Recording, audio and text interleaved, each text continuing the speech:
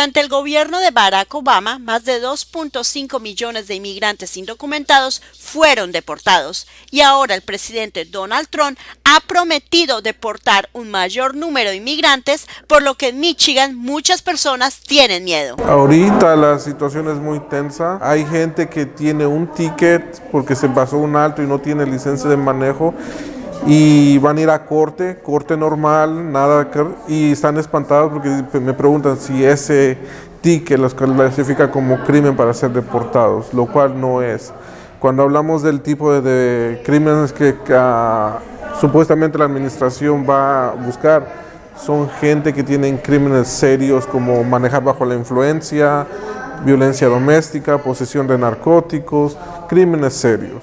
Pero, ¿qué debe saber un inmigrante acerca de las deportaciones? It is scary to think about the future, knowing that, someone doesn't get picked up and deported right away unless they have prior deportation problems. So if you have been deported before, there are certain worries that a person might have because that old deportation order could be reinstated. ¿Y qué pueden hacer los inmigrantes? Best thing for you to do is to know your rights. And there are presentations happening around the state right now with different organizations that tell you about what your rights are in terms of if there is a law enforcement action against you, right? If the police come to your house, do you have to let them in? Do you not have to let them in? What happens if you are detained? And so by knowing this information, what happens to your children if you are detained, who's going to care for your children?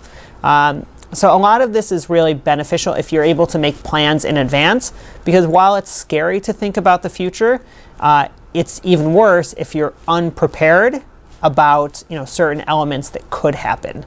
So, ¿Y cuáles son los derechos de los inmigrantes? If someone is coming to your house, they need a warrant to enter your house, either to arrest or to conduct a search, right? If you are charged with a crime, you have a right to have an attorney represent you, regardless of your immigration status, so you don't go to jail for not having money to afford an attorney, right? No one should go to jail because they can't afford legal representation. Other rights that you have, that if you are detained, you have the rights to contact your consulate. You have the right to fight your deportation.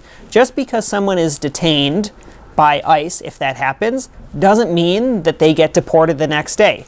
They'll have an opportunity, if they want, to go to immigration court and fight their detention. They might be able to post a bond to get out of immigration detention.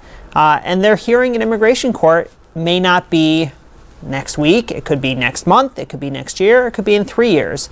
It depends on the resources and the number of other people who are in immigration court. Ante el temor generalizado, la comunidad se está uniendo para apoyar a los inmigrantes. Se llama Migra Watch y el propósito de este proyecto es desarrollar diferentes tipos de canales de comunicación cuando hay una situación donde inmigración, ya sea ICE o la patrulla fronteriza, arrestan o detienen a gente o van a la casa a buscar a la gente.